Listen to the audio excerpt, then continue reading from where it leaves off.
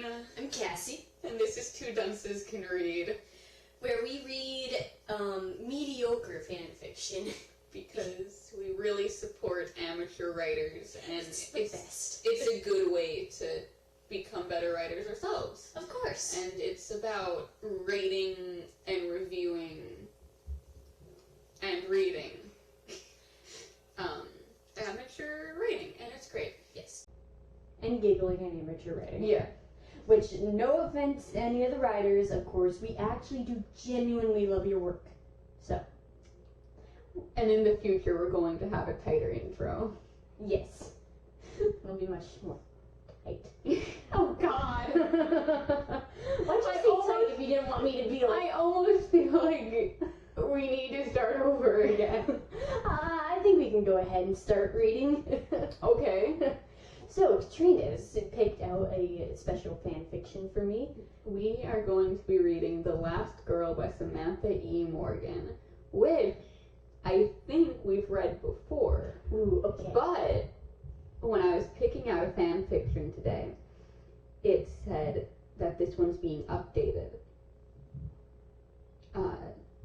They said in July they're updating it. So there may be more chapters for us to read. Yes, and a little bit of history. This is a Lord of the Flies fan fiction. It's a Last Girl on the Island fiction. Yes, where basically middle schoolers read it for school, love it, and then insert themselves into the story. Which is how we got started reading these fan fictions. Yeah, we read them in our senior reading class because we sat in the back of the classroom reading fan fiction like you're about to see. So, and I'll never look at the camera, by the way. I'll look directly at the camera. Okay. Okay. Chapter 1. That sounded gorgeous. Chapter 1. Hello, dear readers. I published the story in 2016 after reading The Lord of the Flies for the first time. As I was reading, my imagination dreamed up a single girl that got stuck on the island with the boys. And so the stage dream became a reality in my piece, The Last Girl. Please keep in mind as you read the story that I'm in the process of editing it. Thank you from the bottom of my heart for reading. I hope you enjoy XOXO 7/24/2019. She's talking to us directly. Yeah. And this is something she dreamed about. She's not like the other girl on the island people. Well, this is her author's note. Prologue. I woke up surrounded by grass. Laying in the middle of an opening, I sensed I was not on the plane anymore. I sat up to see a blur of green, but dizziness consumed me. A warm weight around my waist held me to the ground. I realized it was an arm attached to a boy with fair hair.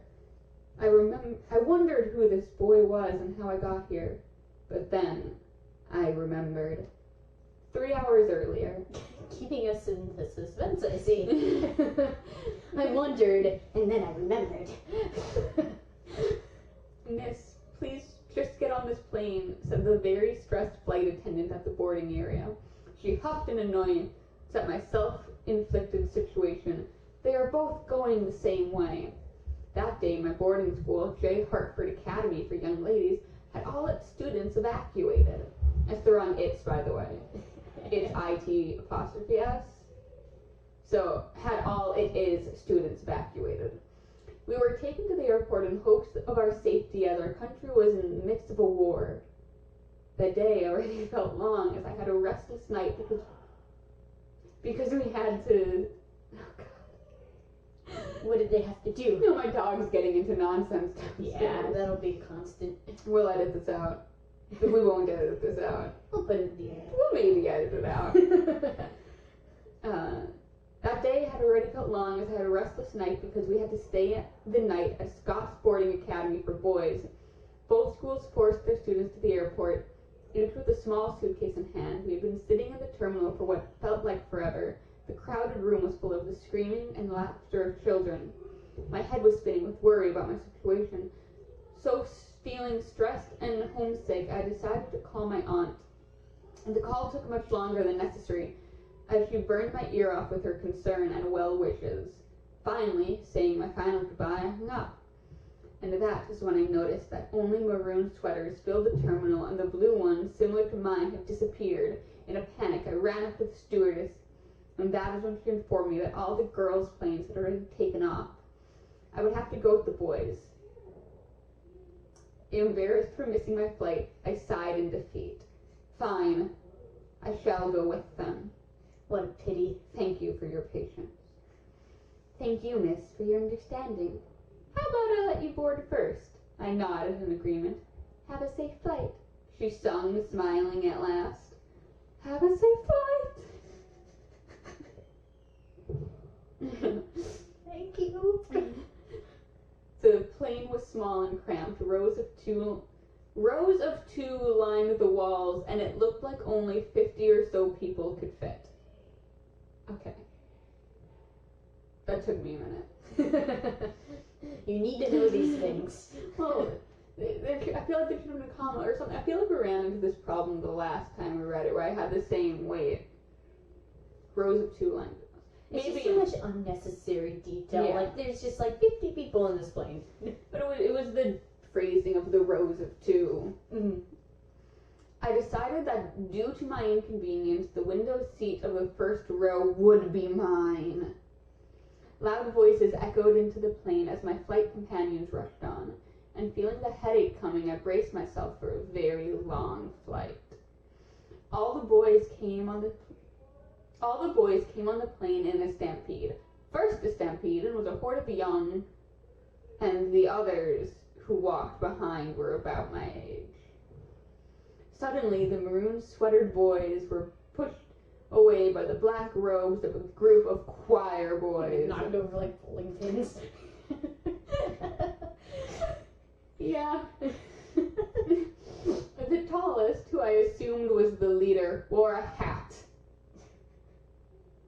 What kind of hat? It doesn't say. Oh. He marched proudly onto the plane with an authoritarian look. Surveying his newest domain, he noticed me. He pushed aside the younger boys in the aisle and sat I down. can make a bowling pin noise. and sat down upon the open seat next to me. Wasn't Jack just kind of like a little shit though? Yeah, So authoritarian in the she's house. kind of jumping ahead to later Jack. Hello, I am Jack Meridew. I am 17. I am the head of the choir, and I can sing a C sharp. Who are you? He inquired. That's exactly how people talk.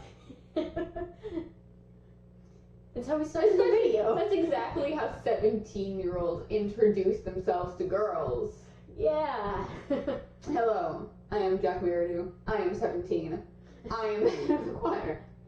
Though the knocking children over first was pretty Yeah. accurate. The boy had dirty red hair and freckles that scattered across his stiff cheeks. The appearance of stubble shaded his chin, and his strong lips held a tight smile. Why is he like a himbo choir boy? Jeez. I am Audrey Clarence. I am 17 also. Period, quotation marks, comma. Oh, that's her name. I thought a second boy piped in like, I'm Audrey as well. I am Audrey too. Feed me, Seymour. I stated, giving this attractive boy my best smile. His dark brown eyes surveyed my body just as he did to the plane. Is he seducing the plane? Yes. I couldn't tell what he was thinking. Oh yes, he said. I know. You were walking around last night trying to find the girls' bathroom. I knew I remembered that face. Actually, it's I knew I remember that face. Okay. I was there. Yes, that was me. I blushed a little at the thought of a boy remembering me. It was true. Last night was awful. I was homesick and had trouble falling asleep, and I decided I needed to use the restroom. But the only choice was a male. The only choice was male. It doesn't make sense either way. And to my dismay, I had to wander for about 20 minutes before I came upon a female one. It says cam. Doesn't say, see, it says cam. It does. That was a really melodramatic explanation, and I'm using the bathroom. And it could have been, I get to use the bathroom, but I couldn't find the Like, women's. leaving all of her family behind was less dramatic Yeah. than finding the bathroom. Yes, my friends and I were remarking on your very see-through nightgown. I must say, I liked what I saw. She is also 17, right? Yeah. Okay. Remember, she said, I am 17 also. Oh yeah, sorry, info dumping makes me forget things sometimes. I was stunned. How could he say something like that? As soon as those words left his thin lip, I thought it was Strong. Yeah. Strong lips, thin lips, what is it? It said his strong lips held a tight smile, and now he has thin lips. He has the every lip. He has like one thin lip and one full strong lip. So he's like They change with his emotions. like the nail polish on the mermaid in, I can't remember the name. Someone will know. Someone will let me know. Let us know in the comments below. God, so weird. Ugh. I'm just forgetting that the camera's there, and you're just like, We're here, baby. God. I was stunned. How could he say something like that? As soon as those words left his thin lips, all the attraction to him left my mind. I had no response to this remark, but he didn't seem bothered by my reaction. Don't worry, Audrey. I won't tell anyone else. He smiled devilishly. Except all of his friends that were there. It will be our little secret. Ugh. Ugh. Who talks like this? Who talks like this? This isn't Jack. Not yet. He picked up one of my pieces of blackish brownish hair and started to twirl it around his thin pointer finger. He was leaning in like he was going to whisper something in my ear, but someone interrupted. Is it Game Grumps? Part 15. I did just get a notification. I was hoping we'd ignore it. But No, I guess it was not. too convenient. Excuse me, but I believe you're sitting in my seat, but the wrong you're. So as I believe the sitting in my seat belonging to someone. A boy with fair hair looked down at us and presented Jack his ticket. Can't you sit somewhere else? We are in the middle of something here. The boy shoved his ticket into Jack's face. Fine, I will move, but I will see you soon, darling. He winked at me.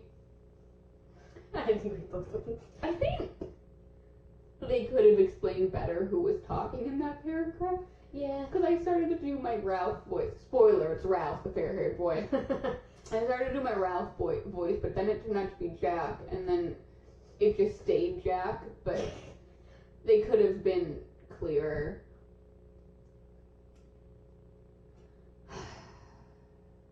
Disgusted, I watched Jack get up and move across the aisle.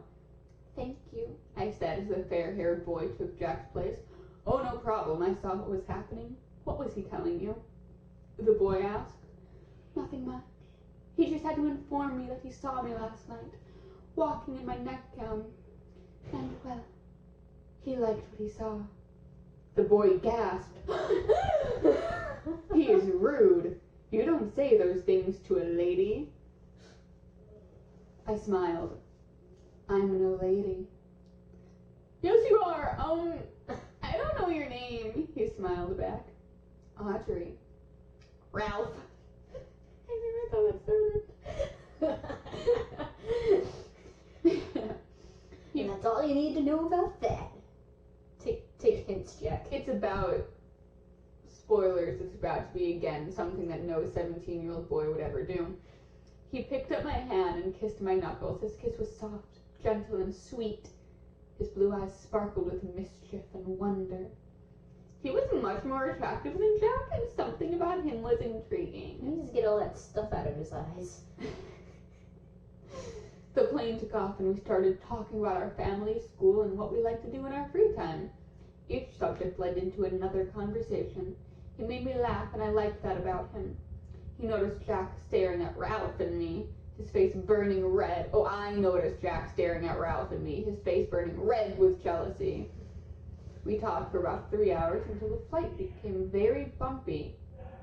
I must have looked very uncomfortable because Ralph said, "Don't worry, Audrey. It is just a little turbulence." 30 minutes later, it became much worse.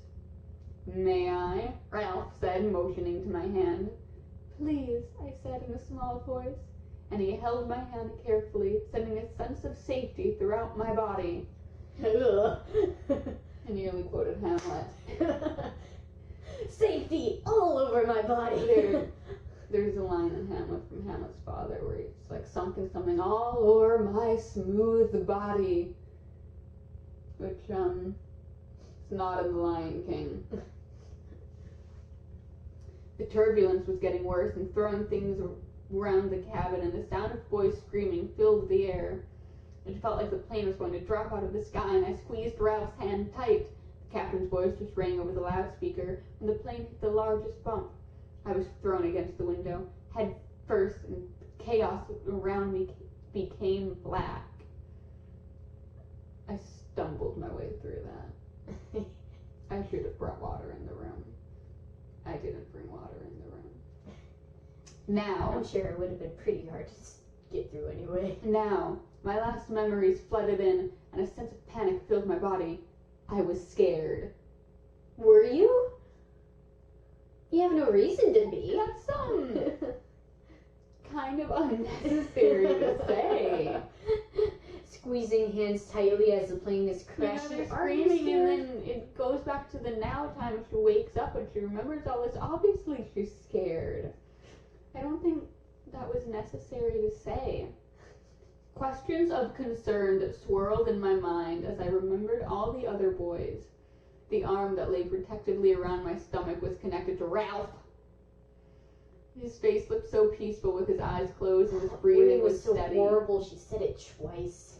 Arm connected to Ralph. I didn't even realize that. The arm that lay protectively around my stomach was connected to Ralph. And I was kind of hoping a little bit that it was like just a disembodied arm that she thought was protecting her, but then she looks over and it's just a missing arm of like the pilot or something. Oh, cooler. You can only dream. For some reason, I felt connected to this boy. She's connected to him too. That fate brought us together, and something beautiful was about to begin. I shifted to be closer to him, and as I did, I felt him stir. One striking blue eye opened and laid its gaze on me.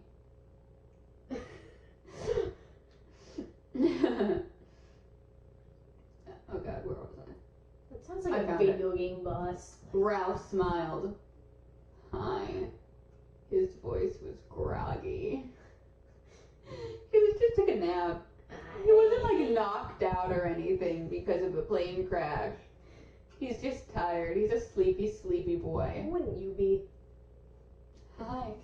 His arm that lay upon my stomach tightened around my waist, pulling me closer to him. They've known each other for 3 hours. I could feel his warm breath against my skin. His nose gentle touched mine.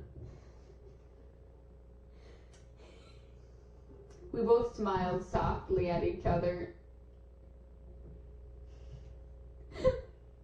Our camera shut off, but we're back. Remember when we didn't have water? We have water now. Camera shut off. We got water. Katrina has a cool cup. It's my skull cup from the Pirate's House in Savannah, Georgia. Wonderful restaurant. Lots of pirates. Recommend it.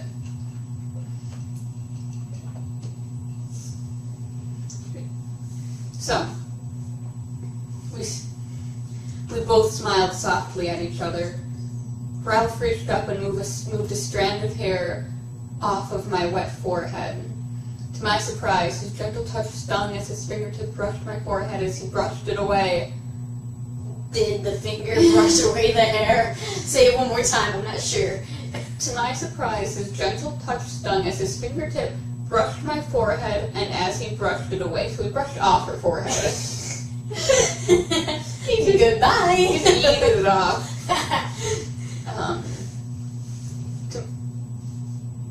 And as he brushed it away, I saw red upon his hand.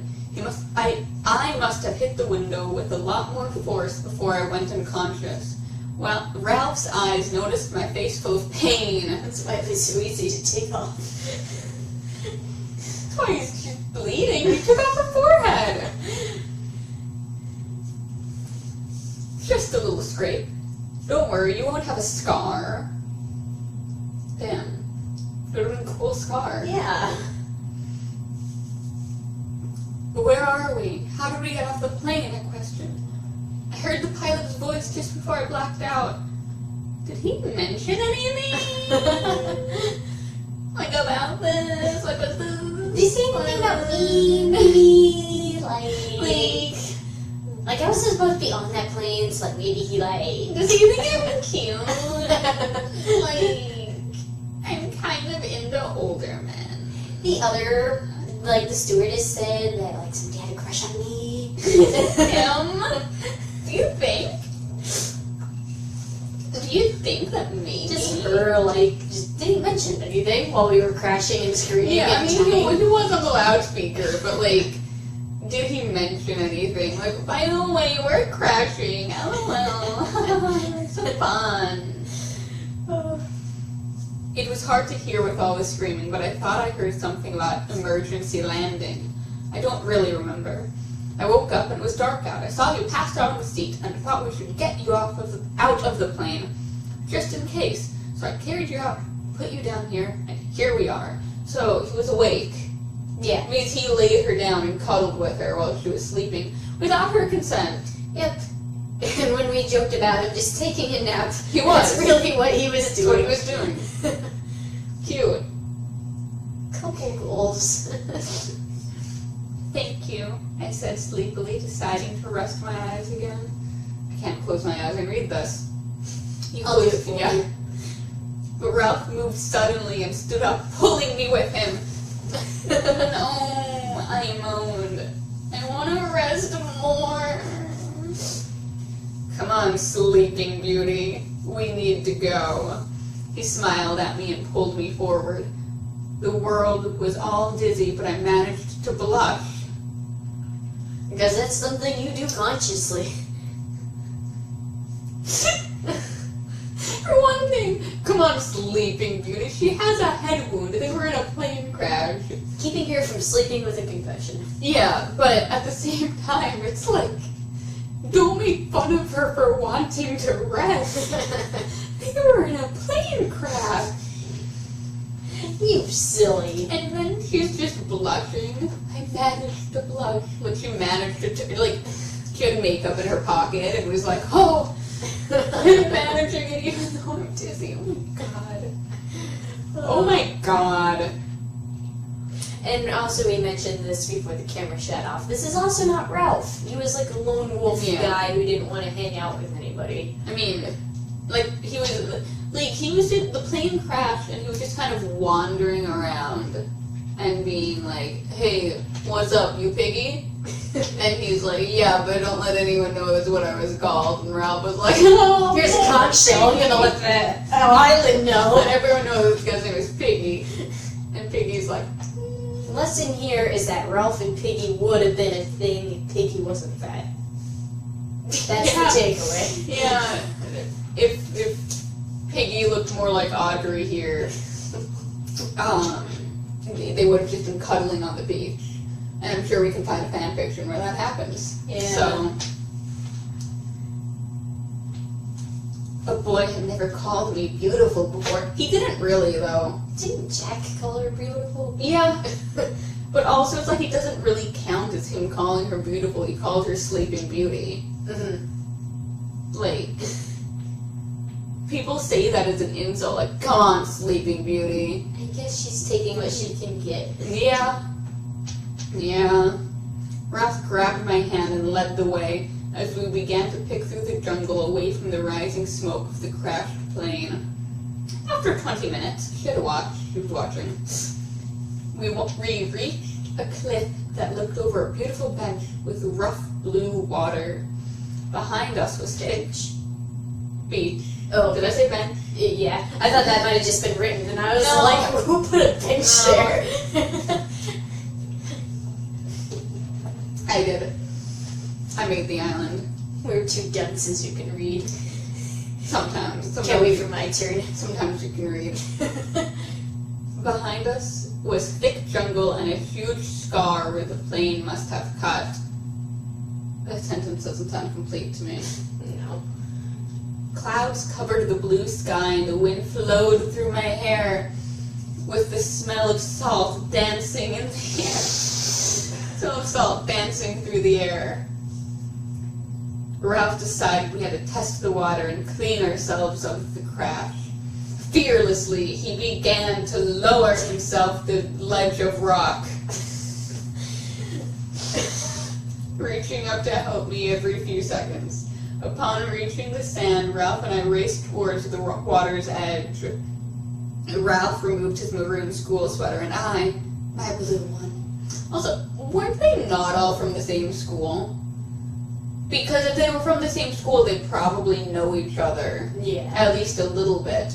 And they would have known Pretty sure the only ones who knew each other were the choir boys. Yeah. And Sam and Eric. Yes, if they were related. Yeah. So, like, I mean, it's convenient, but I don't think they all knew each other. Because that would kind of change it. They wouldn't need to be doing all the introductions. Mm. Anyways. I'm sorry. And I am my blue one. The sun, just now hiding behind a cloud cover, was hot, making the cotton sweater torture to my skin. I was glad to be rid of the sweater, freeing my arms of its heat. Our camera shut off again. It's only fitting that this is the pilot episode because we are crashing. But we've got a new camera now.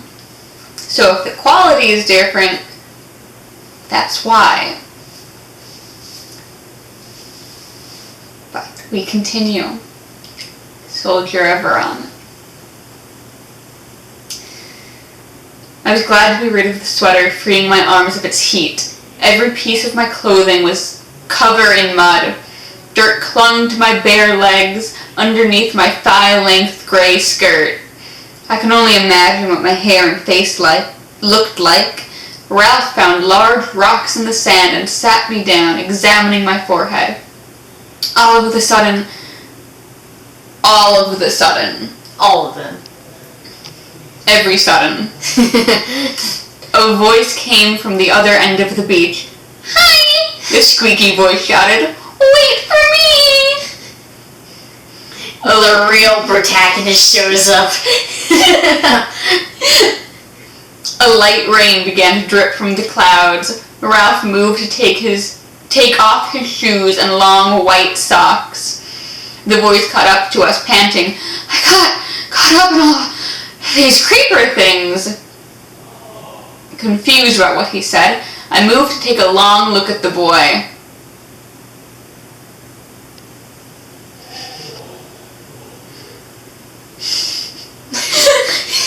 I gather you are a socialist.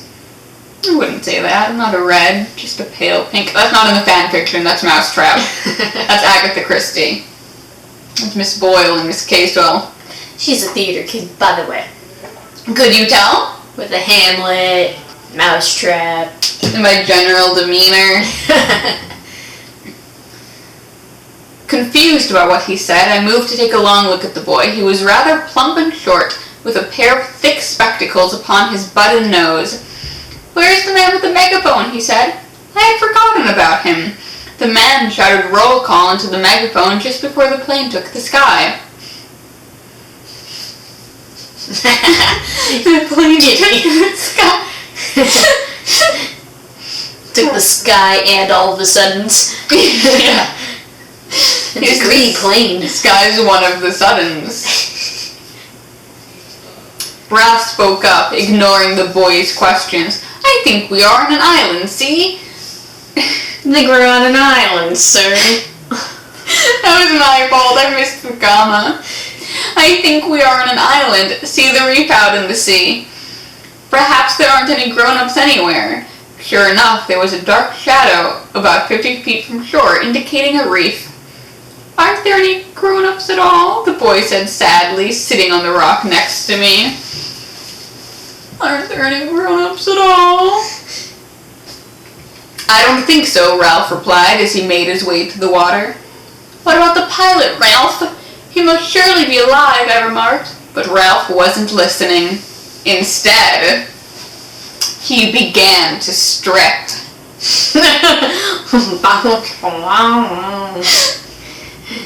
Taking off his white collared shirt, like collard greens it looks like, and gray shorts. He waded his way into the sea, waves crashing upon his ankles as the rain slowed to a stop. Forgot it was raining.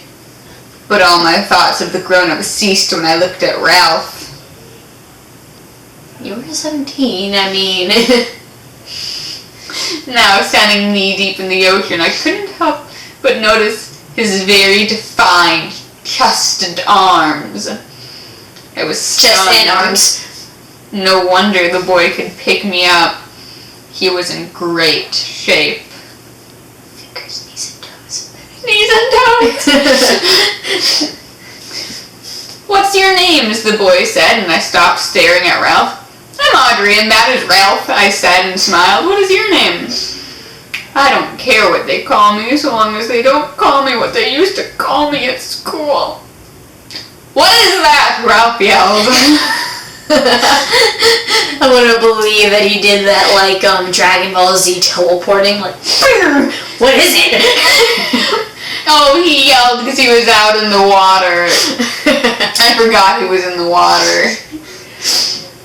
Poor Ralph. Piggy, he whispered. Piggy! Piggy! Ralph laughed and liked that the boy was named. I gave him a look, so he stopped. Are you coming in? My auntie told me not to swim because of my asthma, Piggy said. Asthma? Ralph asked. Sucks to your asthma. I couldn't help but giggle. Don't worry, I have it too, I said, patting Piggy's hand. Ralph stopped laughing. By then the clouds disappeared and the sun shone brightly again. Feeling uncomfortably hot and dirty. Talking about Piggy here. I decided to join Ralph in the water. I took off my gray skirt and white polo shirt, neatly placing them on the rock next to Piggy. When I stood up, I met Piggy's eyes, wide in shock of seeing me in my underwear. Ugh. Leave him alone. Like, stop stripping in front of strangers. Like, I know it doesn't matter because they're on an island, so who cares? But you can't be like, Like, it doesn't make sense. She was embarrassed that Jack saw her in her nightgown. Yeah. And now she's in her underwear because, like, Ralph is hot. America, explain. I had on a bra and some little shorts that went under my skirt, sure, and suddenly became very self-conscious. Oh, there it is. But, like, why? After She's like, I'm gonna just take off my clothes, and now I'll be self-conscious. Yeah, you get self-conscious before. Just put your clothes back on. Chapter 1, stripping scene. That's all you need to know. It's all stripping. It's all stripping all the time. That's actually what this channel's about. Just wait. Crash and you strip. Yeah. Yikes. I turned to look at Ralph, who also looked stunned. Turning red, I realized no boy had ever seen me like this before. Jack did. Yeah. I mean, she's more naked now. She constantly says, "Oh, a boy's never done this," when Jack just did all of it, and she noped out. Well, she had Ralph nope him out. Yeah. I didn't think I had much of anything, but you can tell from their gazes that it was their first time too. What's the wrong there? It's the THERE. So, there you go. I was always told I was too skinny and plain. Wow, here we are. My hair felt shoulder length and was a mixture of brown and black. My green eyes were called by a friend swamp-colored and set with bushy black eyebrows. My cheeks, dotted with freckles, blushed red under their gazes. That does actually sound kind of plain. Yeah. Like a decent, normal person. But I feel like everybody else doesn't see it that way. Probably. And it's gonna come up later. It's anytime when they say, I've always been average looking. She's actually going to turn out to be gorgeous. Yeah. It's like swamp-colored eyes. Surprise, she has emerald-colored eyes. And Gorgeous, beauty, whatever. At least they made the attempt of describing her as average. love it if, like, a few weeks in, she has, like, a full unibrow. Yes. You know, and is, like, actually, but she's only going to get hotter as time goes on, and everyone knows it. She's going to start using war paint like makeup, and survival brings out the woman in her. If you can't handle me at my plane crash, you don't deserve me as my island survivor. To escape the boy's eyes, I ran down to the waves, diving into the cool water. Feeling it rush against my skin, I felt fresh and renew appearing out of the water. The salt stung my eyes and forehead as I rubbed the dirt off my face. Swimming out a little further, I started to float when Ralph's arms surround me. He's an octopus. Also, when she said float, I imagined her face down starfish. And like the nobody means.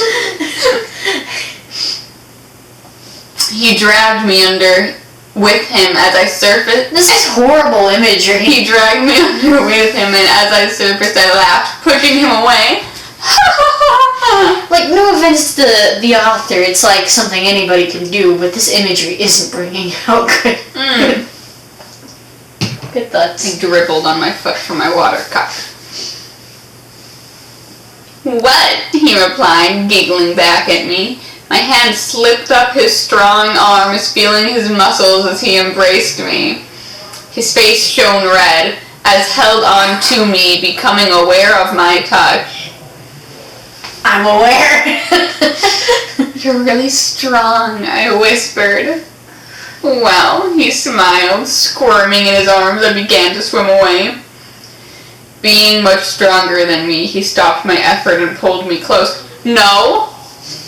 No. No. Don't do that. Don't do that. Also, stop flirting with this guy. You're on an island. Yeah, they don't even know, like... You guys just crashed on an island and you're just swimming and flirting. And Piggy's just on the rock watching them like... Where did I go wrong? Abandoned! Betrayed! Yeah, in the book, he was like super clingy. Yeah. He'd be like right up there, Yeah. at least yelling at them or something. Yeah. And... Oh, here it is. He didn't get to finish. Piggy interrupted. Guys, look at this! Guys, look at this! Guys, look at this! I was a hot girl too. How long? Surprise! Also, when Ralph was about to say "you're beautiful," it was the wrong "you're." It was not "you are beautiful." Your it was beauty that you stole from somebody. with the suns and the sky. He held up a big pink conch shell, showing it off to us. I looked at Ralph, who rolled his eyes and started to wade back to the shore. Rude. In still holding my hand. In still? Yeah, in still. Yep. In still. In still. I'm gonna have to learn how to edit to put this on the video. Yeah. If it's not on the video, it's because I haven't learned how to do that yet. Sorry. Ralph, Piggy said. We can use this to call the others. Have a meeting. They'll come when they hear us. Piggy was beaming. Drying off with my cotton sweater, I began to dress again. putting my skirt and shirt back on. Ralph, with his shorts and unbuttoned shirt on, stood next to Piggy, who held a windbreaker and shoes. I grabbed my sweater, shoes, and Ralph. Come here, Ralph. I grabbed my sweater, shoes, and Ralph's soon-to-be-forgotten clothing and stood next to him. Too many words. I grabbed my sweater, shoes, and Ralph's soon-to-be-forgotten clothing and stood next to him. Too many words and not even written right. What is it trying to say? I don't know what it's trying to say. Yeah, her clothes, his clothes, and Okay. stood next to him. Okay, so what he needed was and Ralph's soon-to-be-forgotten clothing, It wasn't comma, right either. and stood next to him. Okay. I'm glad you're here, because I would have not figured that out. Taking the conch out of Piggy's hands, he examined it and pushed his fair hair back. Great. Great, I'm glad I did this Fair to hair is myself. back. He put the small part of the shell to his mouth and blew. Nothing happened, so he wiped the salt water off of his lips and blew harder. A low moaning sound came out of the shell. It's Wednesday, my dudes. That's not what I was thinking, but that's more, That's the worst moan I've ever heard. A low moaning sound came out of the shell that mimicked a horn. After a few minutes, boys started coming out of the jungle. Young and old, I mean not that old, but young and old, they ran to the beach to join us. The first, a little boy no more than 6 came running. He stopped right before me and decided to place his chubby little arms around my legs. "What's your name?" I asked, patting him on the back in a comforting way. I thought it was going to be on the head, so I was moving. I was like, oh no. Just circumference of this child. Pat the entire child, just Fluff him like a pillow. I was thinking of how I pet Watson. Oh, yeah. You just, Watson. Just kind of jiggle him a little. Watson is my Beagle Basset Hound mix. He's my child, and I would die for him. He's very cute. Yes. I asked, patting him on the back in a comforting way. I could hear sniffling and feel warm tears against my legs. "Charlie," he whispered between soft sobs. He shifted and motioned for me to pick him up. I hugged him tight and looked at Ralph, who smiled at me approvingly. If I remember correctly, Ralph didn't care. Yeah. The others surrounded us in a circle, but as soon as they reached us, their gaze went to the other end of the shoreline. A massive dark figure walked down the beach. I could feel some of the boys stop in fear, wondering what this shadow could possibly be. It approached slowly, and as it came closer, I realized it was not just a dark mass, but the choir in their robes led none other than Jack. She writes him like he's Frollo from... She writes him like he's Darth Vader. It's true. Led none other than Jack, who under his hat had a devilish smile plastered upon his face. Oh, wait, no. Hair plaster. Disclaimer, some of what Ralph and Piggy say are taken right from LOTF. That's Lord of the Flies, for those of you who aren't not in the know. We're keeping up. I wanted to make the story as accurate to the novel. In my opinion, the story feels more genuine that way. And that is the end of chapter 1. I don't know how to end this yet. See you in chapter 2.